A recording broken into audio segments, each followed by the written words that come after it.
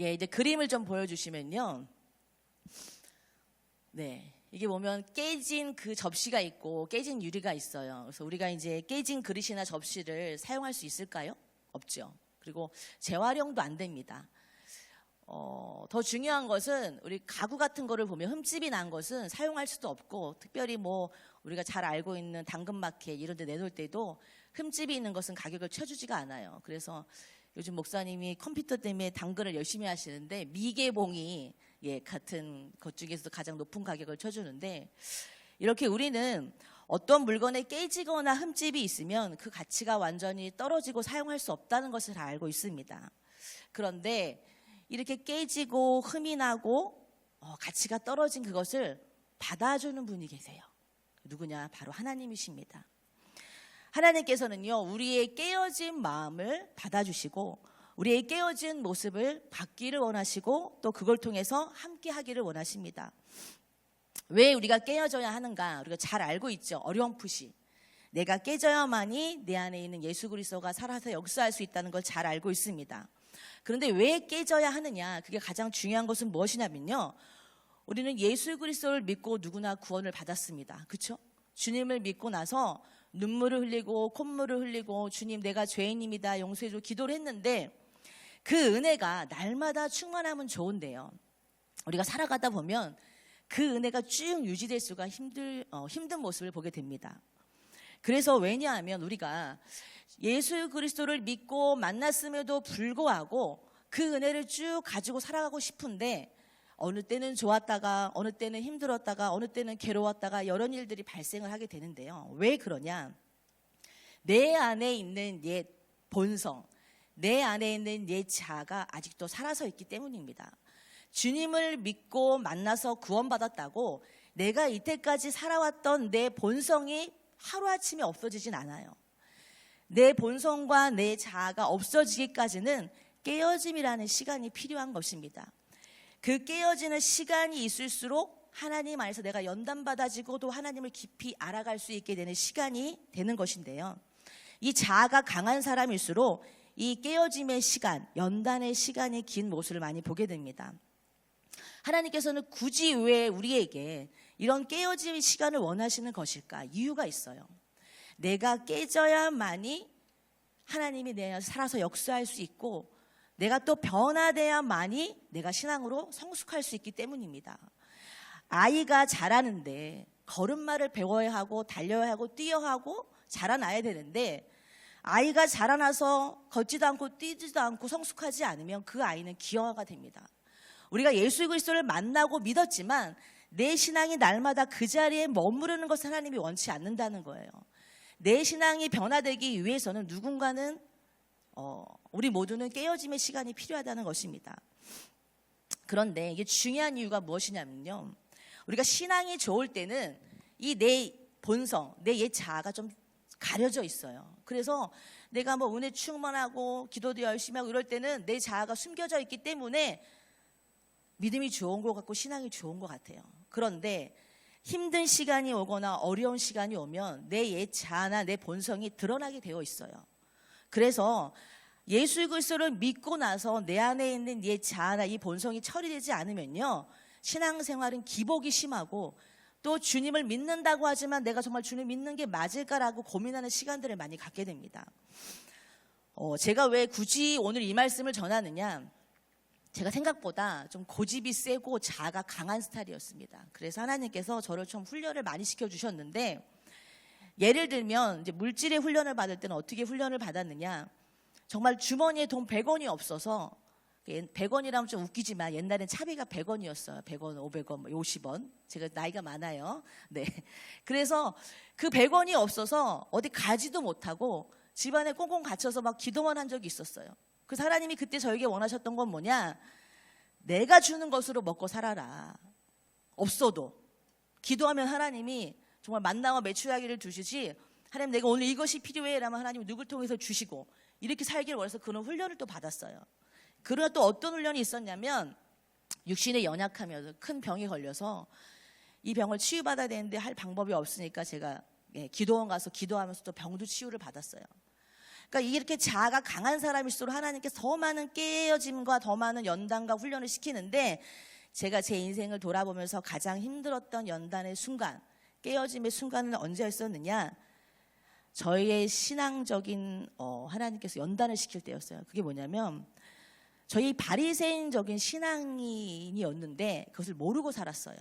제가 그것을 언제 깨닫게 되었냐면, 대학교를 신학교를 들어가고 나서 그것을 깨닫게 되었어요. 그래서 오늘 본문의 말씀이 누가복음 15장인데, 왜 누가복음 15장이냐? 15장에 나오는 세 가지 비유가 있는데 그 중에서 누구를 얘기하느냐, 오늘 첫째 아들에 대해서 얘기를 하려고 합니다. 누가복음 15장에는요 세 가지 비유가 나와요. 함께 보여주시면, 첫 번째 비유는요 드라크마를 잃은 여인에 대한 것입니다. 그리고 두 번째 비유는 그림이 바뀌었는데 잃어버린 양을 찾아서 돌아오는 목자예요. 그리고 세 번째는 집을 나간 아들이 돌아온 탕자에 대한 비유입니다. 이 세 가지 비유는 다른 모습이지만 한 가지 주제가 있어요. 잃어버린 것을 향하여 아파하고 그 잃어버린 것을 찾았을 때 얻는 기쁨에 대한 것이 이 누가복음 15장의 말씀인데, 우리가 가장 많이 알고 있는 게 누구죠? 돌아온 탕자입니다. 돌아온 탕자는 어떻게 했죠? 아버지에게 재산을 달라고 해서 나가서 재산을 허비하고 허랑방탕 생활을 하고 다시 돌아와서 아버지가 그 아들을 다시 맞아주시고 잔치를 벌이게 됩니다. 그래서 우리는 잘 알고 있는 돌아온 탕자를 아는데 또 다른 탕자가 있었어요. 누구냐? 집안에 있는 탕자였어요. 이 첫 번째 아들은요, 자기가 밭에 나가서 일을 하고 돌아오니까 집안에 잔치 소리가 들리는 거예요. 이게 무슨 소리지? 하인에게 물어봤어요. 이게 지금 무슨 소리냐? 지금 둘째 도련님이 나갔다가 아들이 다시 아버지께 돌아와서 아빠가 기뻐해서 잔치를 벌이고 있습니다. 요 이야기를 듣고 첫째 아들이 어떻게 하느냐? 화를 내고 잔치에 참여하지 않아요. 그리고 나서 아버지에게 뭐라고 얘기하느냐? 자신이 화를 내는 이유를 설명을 해요. 29절 한번 읽어보겠습니다. 누가복음 15장 29절 함께 읽겠습니다. 시작. 아버지께 대답하여 이르되 내가 여러 해 아버지를 섬겨 명을 어김이 없거늘 내게는 염소 새끼라도 주어 나와 내 벗으로 즐기게 하신 일이 없더니. 이 큰아들이 아버지에게 얘기를 하는 거예요. 나는 여태까지 아버지의 명을 어긴 적이 없습니다. 그리고 이 안에 내포되어 있는 건 뭐냐면, 나는 둘째 아들처럼 집을 나간 적도 없고 아버지의 재산을 허랑방탕하게 쓰지도 않았습니다. 도리어 둘째 아들이 집을 나갔을 때 나는 아버지 곁에서 아버지의 일을 돕는 아들이었습니다. 당연히 섭섭한 거죠. 그러면서 아버지에게 화를 내면서 얘기를 하는 거예요. 왜? 집 나간 창기와 아버지의 재산을 낭비한 이 못된 놈을 도리어 잔치를 내주면서 기뻐하고 왜 이런 일을 행하십니까? 그러면서 아버지께 대든 거죠. 그런데 오늘 본문에 보면요, 돌아온 탕자를 말씀하시는 게 아니라 집안에 있는 탕자, 첫째 아들을 말씀하시는데, 그 이유가 뭐냐면, 둘째 아들은요 정말 거리가 먼 곳에서 아버지를 떠나서 돌아왔어요. 근데 이 첫째 아들은요 아버지와 가까이 있었습니다. 아버지와 함께 있었어요. 근데 무엇이 멀었죠? 마음이 아버지와 멀었어요. 아버지의 곁에 있었어요. 아버지의 집에 있었어요. 아버지의 일을 했습니다. 그런데 마음은 아버지의 마음을 헤아리지 못했어요.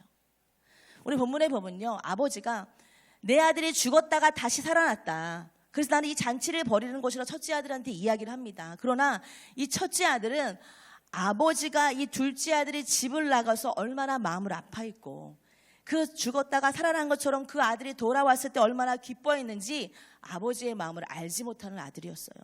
그리고 도리어 첫째 아들은 또 어땠냐면요, 자신의 잘못은 깨닫지 못하고 도리어 자신의 의를 드러내는 모습을 보게 됩니다.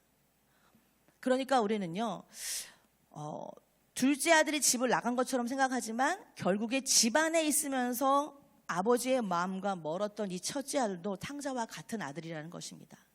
제가 왜 이 말씀을 드리냐면요, 제가 이제 신앙생활을 하면서 이 첫째 아들과 같은 모습을 참 많이 갖고 있었어요.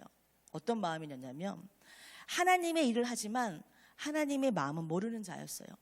주의 일을 열심히 했지만 하나님과는 거리가 먼, 마음이 거리가 먼 자였어요.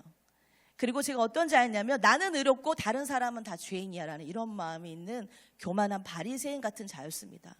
그래서 하나님께서 저희 이런 신앙의 틀을 깨트리기 위해서 훈련을 시키셨는데 어떻게 하셨냐면요, 제가 대학교 때 이제 간증을 하면 가장 친한 친구, 지금은 가장 친한 친구죠. 그 친구가 어떤 친구였냐면 신학대학교를 다니면서 술도 먹고 알바도 하고 돈도 많이 벌고 뭐 세상적인 친구였어요. 근데 그 친구가 대학교 4학년 때 미국을 가서 하나님을 인격적으로 만난 거예요. 저한테 온 거예요. 자랑을 하듯이. 나 하나님 정말 만나서 너무 기뻐. 그리고 하나님이 내가 말씀하는 것 족족 다 얘기를 해주셔. 그리고 내가 기도를 하면 하나님이 다 응답해 주셔. 저한테 날마다 와서 기가 따갑게 얘기를 하는 거예요. 그래서 기분이 나빴어요. 왜? 쟤는 뭐가 이렇게 좋아서 열심히 기쁘게 신앙생활하지? 난 안 기쁜데. 사실 그 마음이 있었어요. 근데 그 친구가 계속 그렇게 저한테 자랑을 하니까 제가 어떤 말을 했냐면 나중에 기분이 나빠서 너도 신앙생활 오래 해봐. 나처럼 이렇게 돼. 처음이니까 그런 거야. 교만한 말이었죠. 그런 마음을 갖고 신앙생활을 했는데 더 중요한 건 뭐였냐면 그 친구랑 함께 사역을 하게 됐어요. 그래서 4명의 친구가 같이 사역을 하면서 그 교회 담임 목사님이 어느 날 무슨 영성훈련원이라는 데를 데려가는 거예요. 그래서 무슨 영성훈련원이 뭐지? 근데 그 영성훈련원이 뭐냐면 지금은 없는 건데 좀 이상한 데였어요. 그 상담하는 사람과 상담을 하면 이 사람의 영적 레벨을 알 수 있다는 거예요. 그래서 그 상담을 받으러 목사님과 함께 저희 4명이 갔죠. 근데 무슨 그 상담을 받고 났는데 미국에서 은혜 받고 온 그 친구보다 제가 영적으로 더 못하다는 거예요. 너무 충격을 먹은 거예요. 속으로. 쟤는 술도 먹고 쟤는 세상적인 애고 쟤는 하나님의 일도 안 하고 알바하면서 맨날 놀기만 했는데 왜 쟤보다 내가 못해? 기분이 나빴어요. 또 그 친구가 하는 거 족족 기분이 이렇게 나쁘더라고요. 그래서 그 친구를 보니까 저와 다른 게 있었어요. 뭐냐면 얼굴에 항상 기쁨이 있었어요. 행복함. 하나님을 믿는데 정말 행복해 보이는 거예요. 그래서 제가 하나님께 기도를 했어요. 하나님, 저는 하나님을 믿은 지 참 오래됐는데 안 행복해요. 그리고 내가 하나님을 믿는 게 맞나요? 제가 하나님을 만난 게 맞나요? 라고 기도를 하기 시작했어요. 그렇게 기도를 하면서 하나님께서 저희의 바닥을 계속 드러냈어요. 어떤 바닥이냐? 신앙의 바닥. 이제까지 네가 알아왔던 기도, 말씀, 신앙 이 모든 것이 하나님께서 일순간에 무너뜨릴 수 있는 것인데 자꾸 저는 그걸 지키려고 했어요. 그래서 제 바닥을 인정하면서 하나님 앞에 제가 하나님을 만나지 않은 걸 수도 있네요 라고 생각이 들었어요. 그래서 대학교 4학년쯤에 그것도 신학대학교 4학년쯤에 하나님께 기도를 했어요. 하나님, 저 주님 만나고 싶습니다. 저 주님 다시 알고 싶습니다. 저도 주님 믿고 행복하고 싶습니다. 저도 주님 믿고 기쁘게 신앙생활하고 있습니다 라고 다시 기도를 하기 시작했어요. 그리고 나서 그 신앙의 틀을 깨는 그 기간이 다른 기간보다 많이 길었어요. 다른 훈련을 받을 때는 뭐 1년, 2년이지만 저의 신앙의 틀을 깨는 데는 한 3년 이상의 시간이 걸렸어요. 그래서 그 시간을 지나고 나니까 하나님께서 정말 저를 만나주시고 정말 예수 그리스도의 십자가의 은혜를 경험하면서 제가 주님을 인격적으로 만나고 그 이후로 제가 많이 변화된 모습을 보이게 되었습니다. 제가 왜 이 이야기를 하게 됐냐면 하나님께서는요, 우리를 새롭게 하시기 위해, 우리를 만나기 위해, 우리의 영적 성숙을 위해 때로는 깨트림이라는 시간을 갖게 하십니다. 그런데 그 시간을 우리가 받아들이는 사람이 있는 반면에 그 시간을 멀리하고 피하는 사람이 있어요. 사실 저도 그러고 싶었고요. 그런데 하나님께서 나를 훈련시키고 깨트리고자 원하실 때 내가 그 자리를 피하면 결국에 나는 제자리에 머무르는 신앙인이 됩니다. 그리고 때로는요, 우리가 이제껏 알아왔던 이 모든 것들이, 옳다고 생각했던 모든 것들이 하나님이 틀리다고 말할 순간이 올 때도 있어요. 그럴 때조차도 우리는 하나님 앞에 내가 하나님의 것들을 먼저 받아들이고 순종할 때가 있다는 것입니다. 그래서 하나님께서는요, 우리를 새롭게 하시기 위해서 완전히 무너뜨리기도 하시고 깨져서 다시 새롭게 하기를 원하십니다. 이스라엘 백성들 가운데 하나님이 이런 사건이 하나 있었는데 무엇이냐면 바로 십계명을 빼앗긴 사건이었습니다. 하나님께서 이스라엘 백성들에게 십계명을 주셨던 이유는 뭐죠? 하나님을 더 깊이 알게 하기 위해서, 그리고 하나님과 더 가까이 하기 위해서, 하나님의 자녀라는 증표라는 증거를 주시기 위해서 십계명을 주셨습니다. 그리고 십계명을 주시면서 언약궤를 만들고 그것에 하나님의 임재함이 있는 곳이라고 말씀해 주셨어요. 하나님께서는 이스라엘 백성들에게 이러한 십계명을 주셨는데 하나님의 의도와는 다르게 이 십계명이 이스라엘 백성들에게 독이 되어 버렸어요. 어떻게? 삶은 엉망진창으로 살고 하나님도 섬기고 이방신도 섬기면서 하나님의 십계명만 있으면, 하나님이 언약궤와 나와 함께 있으면 우리는 안전할 것이라는 이런 생각을 가지고 신앙생활을 했다는 것이에요. 그런데 하나님께서는 이스라엘 백성들 가운데 이걸 원치 않으셨던 거죠. 다음 그림에 보시면요, 이스라엘 백성들이 주셨던 그 언약궤가 사무엘 시대 때 이 블레셋이 쳐들어와서 언약궤를 빼앗기게 됩니다. 하나님의 언약궤를 빼앗기고 나서 그 언약궤가 다시 돌아오게 되니까 이스라엘 백성들이 하나님을 경외하는 것이 무엇이고 하나님을 진짜 우리가 어떻게 섬겨야 되는 것이 무엇인지를 알게 됩니다. 그래서 사무엘상 6장 2절을 보면요, 우리 함께 읽어보시겠습니다. 사무엘상 6장 2절 말씀입니다. 시작. 블레셋 사람들이 제사장들과 복술자들을 불러서 이르되 우리가 여호와의 궤를 어떻게 할까? 그것을 어떻게 그 있던 곳으로 보낼 것인지 우리에게 가르치라. 네, 이 말씀이 아닌데 제가 읽어드릴게요. 기다리 여호와님에 들어간 날부터 20년 동안 오래 있은지라 이스라엘 온 족속이 여호와를 사모하니라. 언약궤를 빼앗기고 다시 돌아오니까 이스라엘 백성들 가운데 하나님을 사모하는 마음을 갖기 시작합니다. 사모하고 나니까 그 이후에 회개를 하며 미스바 대각성 부흥 운동이 일어나게 됩니다. 하나님은요, 우리를 사랑하시기 때문에 때로는 내가 옳다라고 여겼던 그런 모든 것들도 무너뜨리기 원하실 때가 있습니다. 하나님 앞에서는요, 내 뜻대로가 아니라 하나님 뜻대로 순종해야 된다는 것입니다. 아무리 하나님이 나에게 좋은 것을 주셨을지라도 그것이 나에게 독이 되면요, 다시 걷어가실 수가 있다는 것입니다. 이스라엘 백성들을 사랑하시기 때문에 그들에게 언약궤를 주셨고 그 언약궤 십계명을 통하여 하나님을 더 깊이 알라고 말씀하셨지만 그들이 하나님을 올바로 섬기지 않고 그것을 가지고 도리어 하나님을 이용하니까 하나님이 그것을 빼앗기게 하셨던 것입니다. 때로는 우리가 신앙생활하면서 하나님께서 나의 갖고 있는 것 중에 걷어가실 때가 있어요. 그러면 그것을 내가 움켜잡으려고 하지 마시고 하나님께 내어드려야 합니다. 그래야만이 내가 온전히 깨어지고 하나님과 더 깊은 교제 가운데 나아갈 수 있다고 말씀하고 있습니다. 제가 이제 말씀을 준비하면서 한 목사님의 간증을 듣게 되었습니다. 누구냐면 지구촌 교회 원로 목사님이 이동원 목사님이십니다. 이분의 간증을 보다가 깜짝 놀란 게 뭐였냐면 목사님도 하나님 앞에 이렇게 깨어질 수 있구나라는 걸 처음 알았어요. 이 이동원 목사님에게는 아들이 2명이 있습니다. 근데 첫째 아들도 약간 정신적으로 힘들었지만 회복이 되었고 둘째 아들이 있었는데 이 둘째 아들은 누구냐면요, 한동대 로스쿨을 졸업하고 운동도 잘하고 신앙도 좋고 결혼해서 미국에서 국제 변호사로 사역을 합니다. 일을 합니다. 그래서 42살까지 그런 사역과 일을 하다가 어느 날 몸이 안 좋아서 병원을 갔는데 대장암 4기 판정을 받았어요. 그래서 하나님께 이동원 목사님이 아들이니까 살려달라고 간절히 기도를 해요. 그리고 하나님, 이 아들에게 기적을 베풀어 주세요. 기적을 베풀어 주셔서 내가 사람들에게 하나님께서 기적을 행하셨다라고 고백하면서 다닐 수 있게 해달라고 간절히 기도했다라고 합니다. 그런데 어느 날 새벽에 기도하는데 하나님께서 어떤 마음을 주셨느냐, 혹시 내 아들을 하나님이 부르시면 어떡하지? 내 아들이 지금 하나님 앞에 갈 준비가 되어 있나라는 생각이 들었대요. 그래서 이 이동원 목사님께서 고민하다가 둘째 아들에게 전화를 했다고 합니다. 어렵게, 아들아, 네가 기적이 일어나서 살아나면 너무 감사하고 좋은 거지만 하나님께서 너를 부르실 때 네가 하나님 앞에 갈 준비가 되었니라고 물어봤다고 해요. 그때 그 아들이 아버지, 나는 하나님께 지금 집중하면서 나아가고 있어라고 고백했다고 합니다. 대장암 4기에서.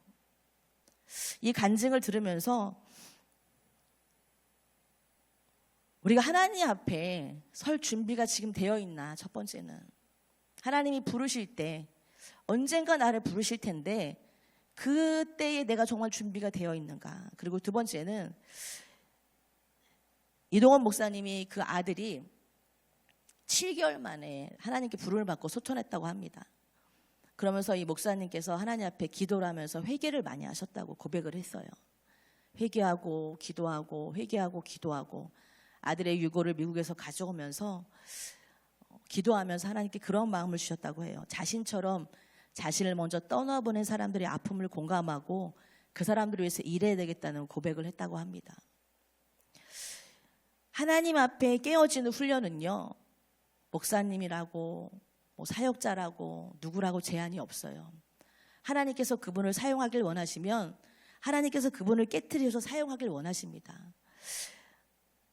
그 이동원 목사님이 그런 시간을 보내시면서 자신의 아들을 떠나보내면서 감사의 고백을 하시고 좀 더 하나님께 가까이 갔다라고 고백을 얘기를 들으면서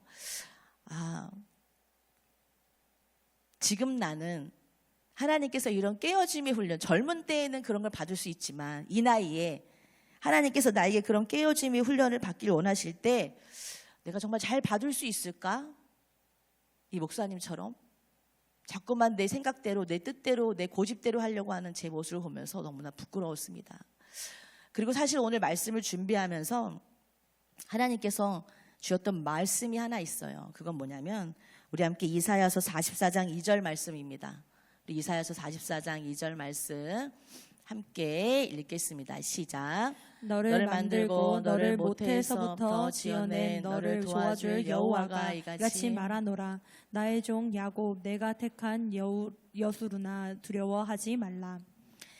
사실 이제 제가 말씀을 준비하면서 하는 주겠던 말씀은 여술이라는 단어였어요. 여술은 하나님께서 이사야 선지자를 통해서 이스라엘 백성들을 내가 택한 여수르나라고 부르고 있어요. 이 여수르라는 단어는 뭐냐면 히브리 말을 그대로 적어놓은 단어가 여술이라는 단어입니다. 그림을 보여주시면요, 이 뜻은 무엇이냐? 의로운 자, 올바른 자라는 뜻이에요. 여수르는.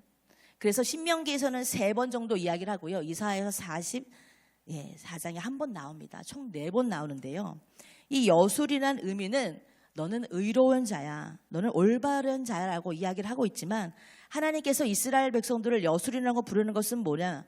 너는 나의 사랑받을 수 있는 자격이 있는 자야라고 얘기를 합니다. 더 쉽게 말하면 이 여술이라는 단어는 어떤 의미냐면 부모가 자기 자녀를 너무 사랑해서 아유 이 똥강아지 너무 귀여워 이렇게 부르는 의미랍니다. 하나님께서는요, 이스라엘 백성들이 하나님을 배반하고 하나님을 섬기면서 우상도 섬기고 하나님 말씀에 불순종하고 그랬을지라도 그들을 향한 하나님의 본심은 무엇이냐? 나의 사랑하는 여수나라고 부르는 것입니다. 나의 사랑하는 딸아, 나의 사랑하는 아들아라고 부르는 것이 하나님 아버지의 본심이라는 것입니다. 여러분 정말 힘들고 어렵다는 걸 잘 알아요. 그렇죠? 안 힘든 사람 없어요. 요즘에 안 괴로운 사람 없고 돈 때문에 안 어려운 사람도 없죠. 건강이 안 좋을 수도 있고. 그런데 여러분을 향한 하나님의 그 마음은 나의 택한 여수르나 뭐라고 말씀하시냐? 두려워하지 마. 걱정하지 마. 왜요? 나는 너의 하나님이고 나는 너의 아버지라는 것입니다. 우리가 하나님 앞에서 깨어짐의 훈련을 받을 때 항상 우리는 혼자라고 느낄 때가 많아요. 그러나 혼자가 아닙니다. 하나님께서 우리 곁에서 말씀하여 주시고 우리가 그 깨어짐을 통하여서 하나님께 귀하게 사용받기를 원하신다라고 말씀을 하고 있습니다. 우리가 깨어져야만이 온전히 하나님이 내 안에 역사할 수가 있어요. 내 옛 자아와 내 옛 본성을 가지고는요, 하나님을 만날 수 없는 게 사실이에요. 그래서요, 잔누기용이 영적 성장 깊이 체험하기 위해서 하나님께서 우리를 깨트리는 이유를 다음과 같이 이야기했습니다. 한번 읽어보시겠습니다. 시작. 그리스도인들은 모든 의가 오직 하나님께만 속해 있으며 그분 외에는 어떤 것도 의롭지 않다고 고백하는 순간이 반드시 찾아와야 한다. 자신에 대한 의식이 불가능할 정도로 약해져서 의지할 것이 아무것도 남아있지 않고 오직 하나님의 의만 바라볼 수밖에 없는 그 지점에 이르러야 한다.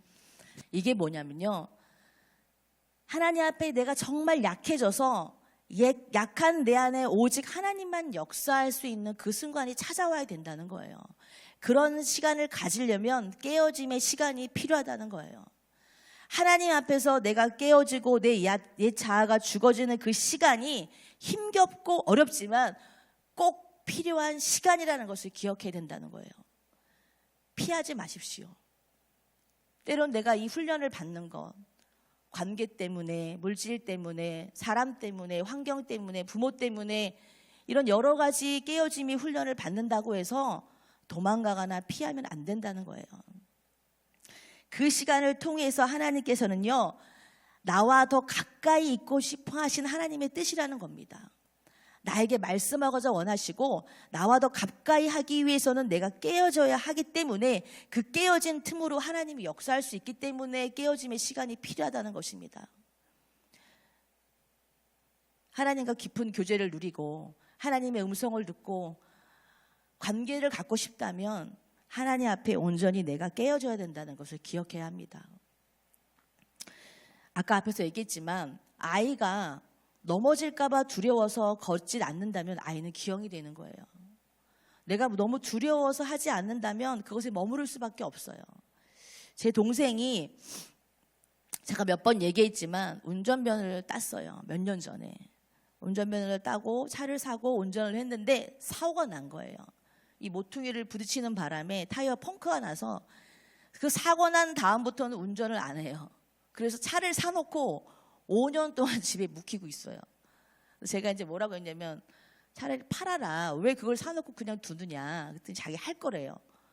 제가 뭐라고 했냐면 차를 운전할 때 두려울 수밖에 없는 건 당연한 거다. 안 두려운 사람 없잖아요. 그렇죠?